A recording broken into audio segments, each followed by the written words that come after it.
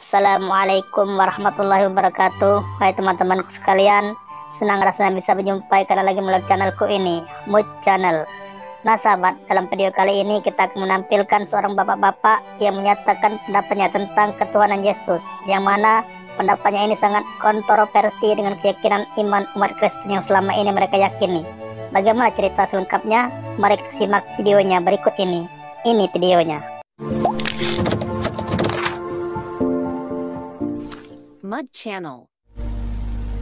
Salah satu pendeta di salah satu gereja yang ada di Manado, dan saya juga salah satu pengajar di SSC Sekolah Alkitab. Saya akan menyampaikan sesuatu yang perlu diketahui oleh para murtadin, para mualaf, dan para pendeta-pendeta, para penginjil tentang keilahian. Oke. Dalam kitab Perjanjian Lama dan Perjanjian Baru itu disebutkan bahwa Tuhan kita itu adalah sah. Percayalah.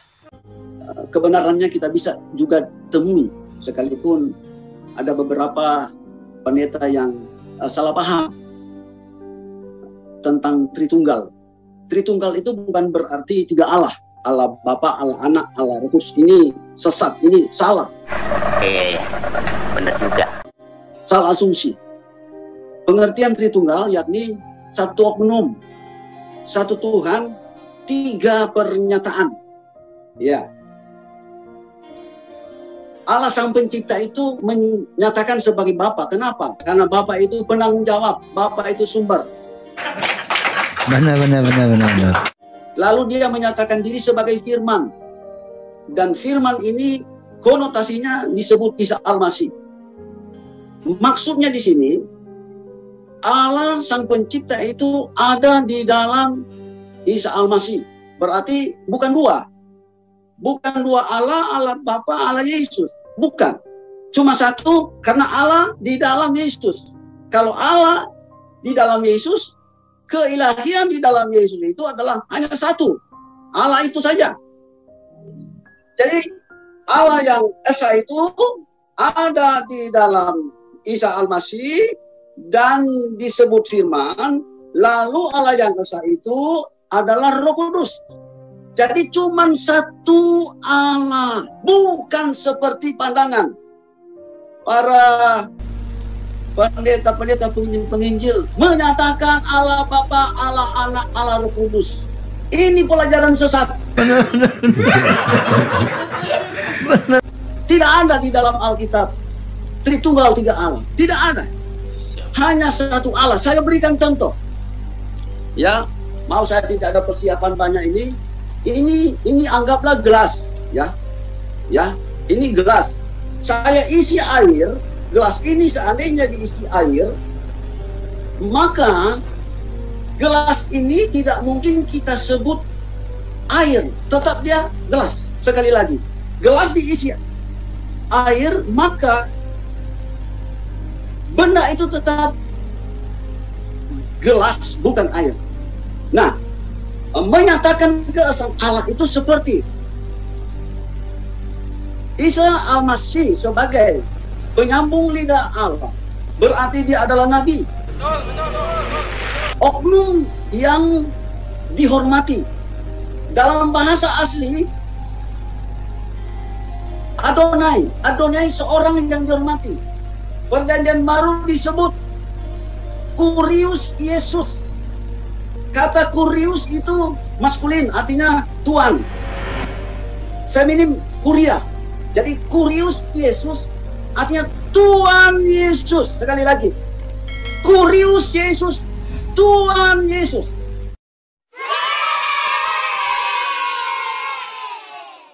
Bukan Tuhan.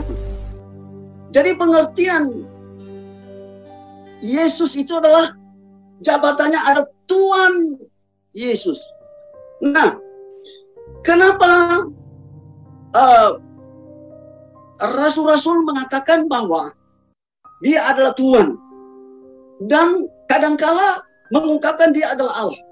Karena roh Allah di dalam dia. Jadi para rasul-rasul itu mengungkapkan kelahan di dalam dia. Tetapi dia adalah nabi, dia adalah manusia. Nah sahabat, tadi kita sudah simak bahwasanya Bapak ini mengatakan bahwa Yesus itu Tuhan, bukan Tuhan. Sekali lagi, Yesus itu Tuhan, bukan Tuhan. Dan Yesus itu jabatannya Tuhan Yesus. Dan Yesus adalah nabi, dan dia hanyalah manusia. Jadi pernyataan Bapak ini tentunya sangat bertentangan dengan keimanan orang Kristen yang selama ini memaksakan Yesus menjadi Tuhan. Perlu kita ketahui juga sahabat, di dalam Matius 26 ayat 39 yang berbunyi, maka berjalanlah ia ke hadapan sedikit lalu sujudlah. Ia berdoa, katanya, ya Bapakku, jikalau boleh, biarlah kiranya cawan ini lepas daripadaku. Tetapi di dalam itu pun bukannya kehendakku, melainkan kehendakmu jua. Nah sahabat, di sini jelas bahwa Yesus pun berdoa dan sujud. Jadi Yesus bukan Tuhan. Baik sahabat, kita lanjutkan ke video berikutnya. Demikian juga Isa Al-Masih sebagai utusan Allah, roh Allah di dalam dia. Jadi dia berbicara, akulah terang dunia, akulah yang awal dan yang akhir, akulah firman Allah. Itu yang berbicara Allah di dalam dia. Jadi ada momen-momen tertentu Allah di dalam dia, dan ada momen-momen tertentu Allah tidak memakai Isa Al-Masih, itu dia sebagai manusia. Momen-momen tertentu Allah memakai dan mengungkapkan sesuatu rahasia surgawi, rahasia kebenaran, itu adalah suara Allah di dalam dia. Nah, saya akan baca satu bukti dalam Alkitab. Sesuatu telah dilakukan di bawah kaki Kristus, maka ia sendiri sebagai anak. Ia sendiri sebagai anak. Anak artinya Yesus. Akan menaklukkan dirinya di bawah dia. Akan menaklukkan dirinya di bawah Allah Sang Pencipta langit dan bumi. Yang telah menaklukkan segala sesuatu di bawahnya. Yang telah menaklukkan segala sesuatu di bawah Isa Al-Masih. Artinya kekuatan Isa Al-Masih, dia menyembuhkan bermacam-macam sakit penyakit. Roh Allah di dalam dia. Yang melakukan itu Allah di dalam Yesus. Nah sahabat, Bapak yang tadi mengatakan bahwa Yesus bisa melakukan semua keajaiban seperti menyembuhkan segala macam penyakit, itu karena ada roh Allah di dalam Yesus. Ya, walaupun dalam pandangan kacamata Islam tidak demikian adanya, tapi ya tetap kesimpulannya Yesus tidak bisa berbuat apa-apa tanpa Bapa. Jadi ini menjelaskan bahwa Yesus hanya perantara dan bukan Tuhan. Dan ini sudah tercantum di Markus 14 ayat 13 yang berbunyi, dan ia membawa Petrus, Yakobus dan Yohanes besertanya. Ia sangat takut dan gentar. Nah sahabat, di sini kita bisa tahu bahwa Yesus bukan Tuhan. Kenapa? Karena kalau dia Tuhan, mustahil Tuhan bisa merasa takut dan gentar. Nah, yuk mari kita berpikir lebih cerdas lagi. Baik, kita lanjutkan lagi videonya. Ini videonya. Supaya Allah menjadi semua di dalam semua. Nah, dalam bahasa asli itu sebetulnya supaya segala sesuatu Allah. Kita berdoa kepada Allah, kita menyembah kepada Allah. Ini maksudnya. Tetapi saya melihat para pendeta, mereka berdoa, ya Yesus tolong kami, ya Yesus berkatilah kami.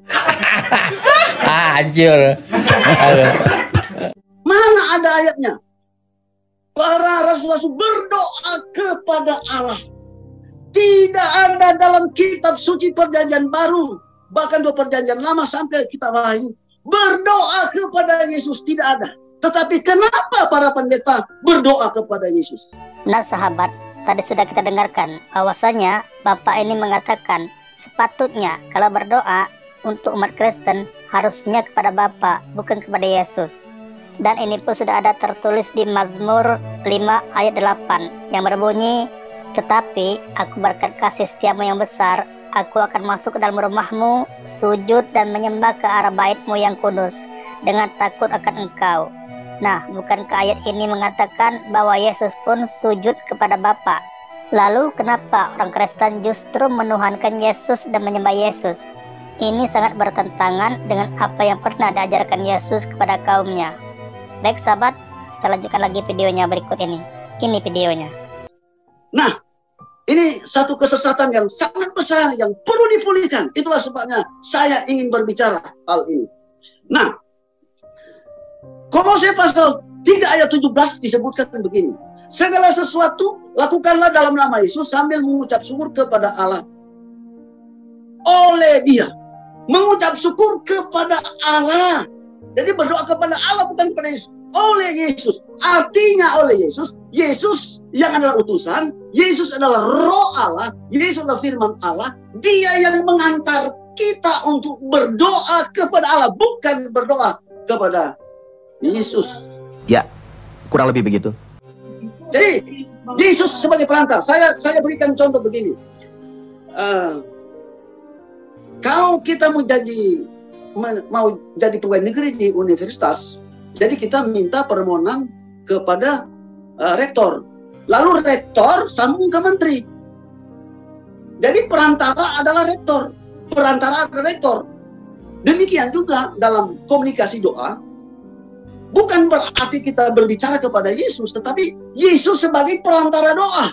Jadi dalam hal ini, Yesus adalah firman, Yesus adalah roh, ada di dalam hati kita. Lalu dia sendiri yang menggerakkan doa kita supaya diperkenankan oleh Allah. Menurut saya, Allah Islam itu, saya pikir itu adalah Allah yang disembah oleh Yesus Kristus. Allah orang Islam itu, yang dalam Al-Quran itu, adalah Elohim yang disembah oleh orang Yahudi. Jadi, Allah yang disembah oleh orang Islam dan Allah dalam Al-Quran itu, Allah yang benar dan Allah yang esa. Dan Allah juga yang ada di dalam kitab suci Kristen. Ya, kalau dalam Islam Muhammad sebagai perantara, itu tidak salah, itu betul. Muhammad itu adalah oknum pemuja, oknum yang memuliakan Tuhan. Saya yakin Muhammad itu adalah oknum atau tokoh agama yang tersohor, yang terkenal.